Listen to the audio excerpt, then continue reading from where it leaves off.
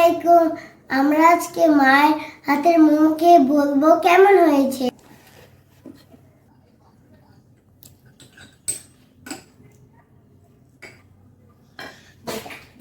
Yummy, অসাধারণ। মুড়ি সকাল মুড়ি খাবো, অনেক মজা।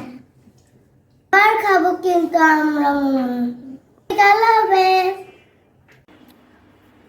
ভিউয়ার্স, এখানে আমি 1 কাপ পরিমাণ ময়দা নিয়েছি, সাথে দিয়ে দিচ্ছি 1/3 কাপ পরিমাণ কর্নফ্লাওয়ার।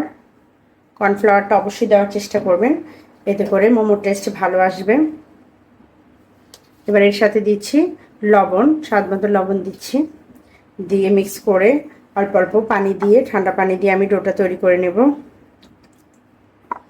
ডোটা খুব বেশি নরম করবেন না, একটু শক্ত টাইপ ডো হতে হবে, যাতে করে আমরা পুর ভরে ডিজাইনটা যখন করব ডিজাইনটা আঁকা বাঁকা হয়ে না যায়। যার কারণে একটু শক্ত ডো তৈরি করে নিচ্ছি। ভিউয়ার্স, ডোটা এরকম শক্ত হবে, দেখতে পাচ্ছেন।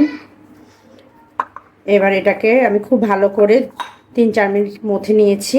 এবার এর উপরে আমি সামান্য পরিমাণ তেল দিয়ে আধা ঘন্টার জন্য আমি রেস্টে রাখবো। রেস্টে অবশ্যই রাখবেন, এতে করে আপনার মোমোটা ভালো হবে। সামান্য একটু তেল ব্রাশ করে এবার এটাকে আমি ঢাকনা দিয়ে ঢেকে রাখবো, বা ভিজা একটা কাপড় দিয়ে আপনি ঢেকে রাখবেন, এতে করে আপনার মোমোটা পারফেক্ট হবে। প্রায় আধা ঘন্টার মতো আমি ডোটাকে ম্যারিনেট করে নিয়েছি। এবার এটাকে ভালো করে একটু আবার হাত দিয়ে মথে নিব।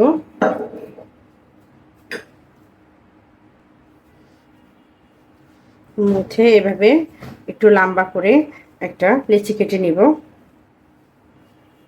যাতে করে আমার সমান ভাগ করতে সুবিধা হয়। এরকম একটা লম্বা লেচি কেটে নিয়েছি। এবার এর মধ্যে থেকে আমি ছোট ছোট করে এভাবে কেটে নেব, যাতে করে আমার সবগুলো ছোট ছোট রুটি তৈরি হয় আর একই রকম সাইজের মোমো তৈরি হয়। এরকম ছোট ছোট করে আমি সবগুলো কেটে নিচ্ছি।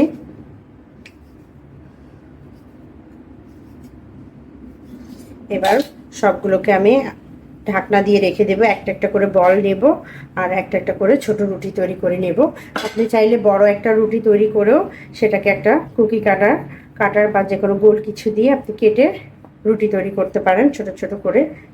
এভাবে আমি ছোট একটা লিচি নিয়ে ছোট ছোট রুটি তৈরি করে নেব। সামান্য একটু ময়দা ছিটিয়ে নিচ্ছি।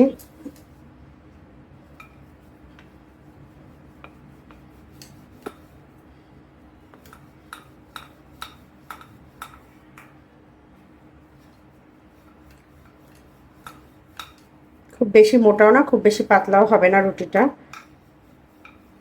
এরকম সাইজ করে নিচ্ছি আমি। এভাবে আমি একটা রুটির মাঝে পুর দিয়ে আস্তে আস্তে এভাবে ফোল্ড করে নেব। যে পুরটা আগে তৈরি করে রেখেছি সেখান থেকে আমি অল্প পরিমাণ দিয়ে নিয়েছি।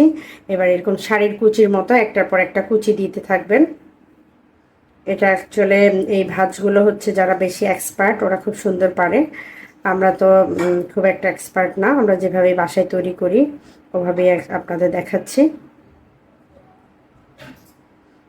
ডিজাইনের সাথে স্বাদের কোনো হেরফের হবে না। যেভাবে সুন্দর করে সাইডটা একটু এভাবে চেপে দিবেন।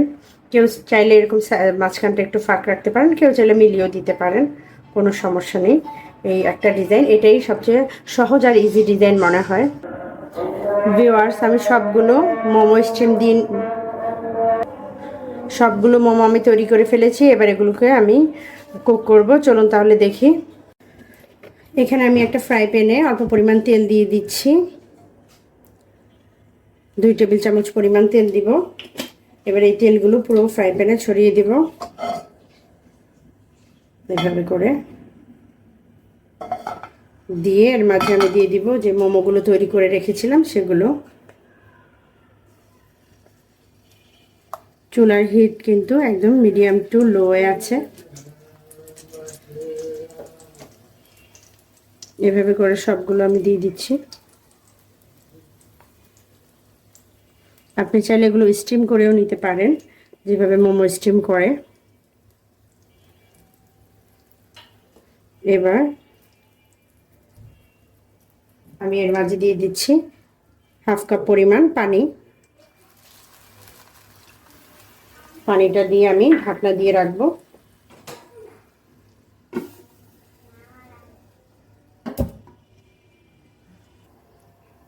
আর এই স্টিম করার সময় মানে যে হাফ কাপ পানি দিয়েছি এটা আস্তে আস্তে চিকেনটাকে সিদ্ধ করে ফেলবে, তাই চুলার আঁচটা আমরা মিডিয়াম টু লো এর মাঝে রাখবো।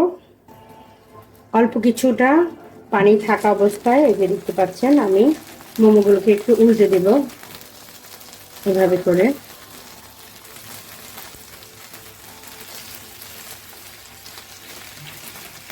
এতে করে আমার অপর পিঠটাও ভালোভাবে হয়ে যাবে। দিয়ে আমি আবার ঢাকনা দিয়ে দিচ্ছি। এবার আমরা এই যে ঢাকনা উঠিয়ে এই পাশটা হয়ে গেছে, আর একটু আমি ভাজা ভাজা করে নেব। যেহেতু আমি পানি দিয়েছি আর পানিতে ভালোভাবে এটা লো হিটে ভালোভাবে সেদ্ধ হয়ে গেছে ভিতরের সবটুকু। ভিউয়ার্স দেখতেই পাচ্ছেন আমার মোমোগুলো পুরোপুরি রেডি হয়ে গেছে, একদম হালকা ভাজা ভাজা একটা ভাব চলে এসেছে। এবার এগুলোকে আমি তুলে পরিবেশন করে দেখাচ্ছি। ভিউয়ার্স দেখতেই পেলেন কত সুন্দরভাবে তৈরি হয়ে গেল আমার মজাদার মোমো। আশা করি রেসিপিটি সবার ভালো লেগেছে। ভালো লাগলে আমার চ্যানেলকে সাবস্ক্রাইব করবেন। সবাই ভালো থাকবেন, সুস্থ থাকবেন। আল্লাহ হাফেজ। দেখা হবে পরের রেসিপির সাথে।